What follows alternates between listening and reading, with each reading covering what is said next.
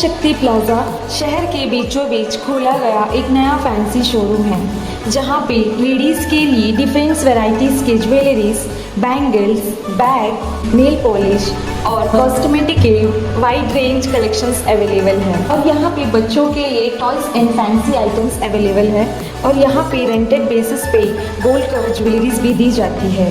ओम शक्ति प्लाजा, अबोडीन बाजार, बाबू line near Ganesh temple.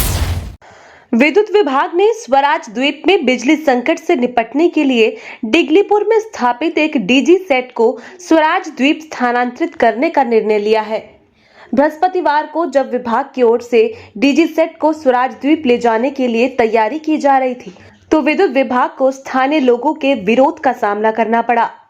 Diglipur के पीआरआई सदस्य व आम नागरिक विद्युत विभाग के गेट पर धरने पर बैठ गए और डीजी सेट को स्वराज द्वीप नहीं ले जाने की मांग करने लगे। धरने पर बैठे ग्रामीणों ने बताया कि डिगलीपुर में पहले से ही विद्युत व्यवस्था ठीक नहीं है। यहाँ पर स्थापित 5 डीजी सेट में से 4 ही कार्यरत है। ऐसे में एक और डीजी सेट यदि स्वराज द्वीप चला जाएगा तो यहाँ पर बिजली का संकट बढ़ जाएगा। ग्रामीणों ने मांग की है कि स्वराज द्वीप में यदि बिजली संकट को दूर करना है तो प्रशासन को नया डीजी सेट की खरीदारी कर लगाना चाहिए। विभाग को डिगलीपुर से डीजी सेट ले जाने की क्या आवश्यकता है?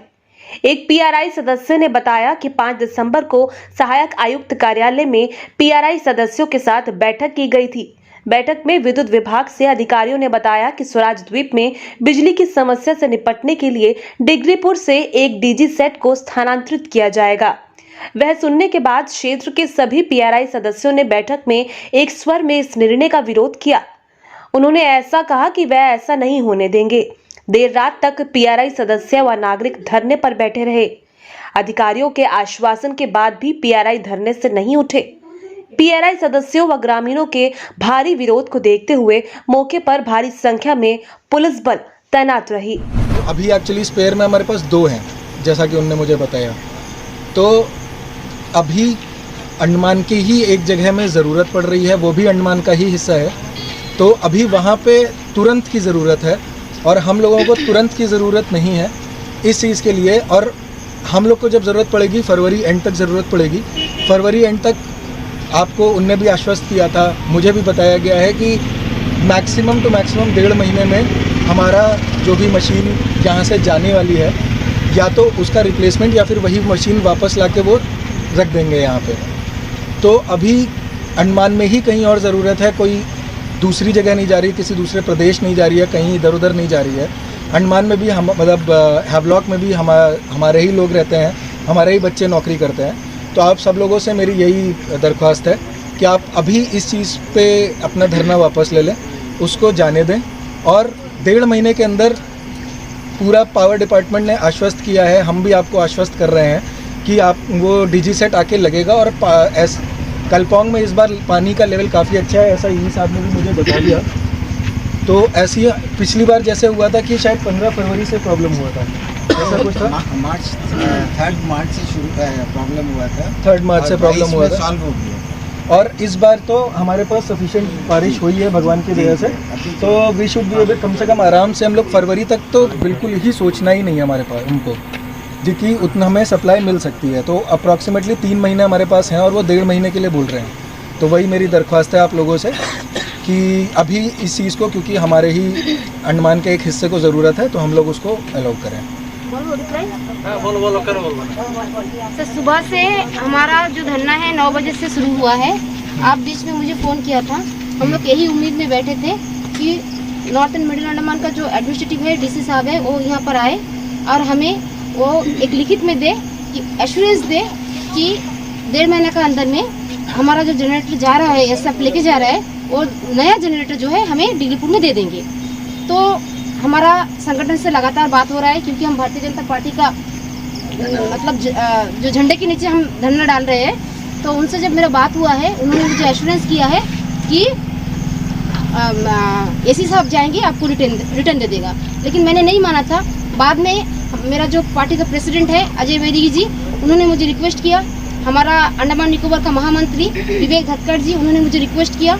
एक्स एमपी ने भी बोला है, विशाल दादा ने भी बोला है। तो मैंने, हमारा जो टीम है, हम लोग एक प्रकार का एग्री हो गया कि अगर आप हमें रिटर्न दे देंगे तो हम आज का जो धरना है यहाँ पर समाप्त कर देंगे। तो इतना ही है कि आप हमें मतलब एश्योरेंस खाली मुंह में नहीं है सर, आप मुझे रिटर्न दे दीजिए कि 1.5 महीना के अंदर में आपको मतलब जनरेटर हम ला के दे देंगे तो हमारा धरना यहाँ पर समाप्त हो जाएगा। मैडम यहाँ हम लोग आपस में बात कर रहे हैं, हम अकेले तो बात कर नहीं रहे हैं। हाँ। अगर अकेले बात कर रहे होते तो आपको एक कागज़ पे चाहिए होता। यहाँ हमारे इतने सारे लोगों के सामने बात हो रही है, मीडिया के बंधु भी उपलब्ध हैं और यहाँ हमारे ईई साहब भी हैं। और जब इन्होंने हमें बताया है कि हो जाएगा और शायद परचेज का भी आप लोगों का चल रहा है। सर एक मिनट, आपने दोपहर को भी मुझे कहा कि मैं लिखित में दे दूंगी। परसों जब बात हुआ, मैंने कहा था ऐसी हाँ परसों जब बात हुआ था आपका कार्यालय में हमने आए थे, पीआरआई का प्रमुख भी उपस्थित थे, कुछ प्रधान भी थे, तब भी आपने कहा कि रिटर्न में दे देंगे। तो अभी हम तो मान रहे हैं कि आप मुझे रिटर्न दे दीजिए, हम यहाँ से धरना समाप्त करके चले जाएंगे। मैडम अब इतने लोगों के सामने बात हो ही रही है, ई साहब भी आश्वासन दे रहे हैं, मैं भी आश्वासन दे रहा हूँ, तो एक ही बात है ना, लिखित का सच कोई वो नहीं है, कोई आपने तो बोला था, जरूरत नहीं बनती आपने तो 2-3 दिन पहले आपने, मैं भी जिला परिषद मेंबर भी हूँ, पार्टी का अध्यक्ष का साथ साथ आपने मेरे सामने एश्योर किया था कि मैं लिखित में देने के लिए एग्री हूँ।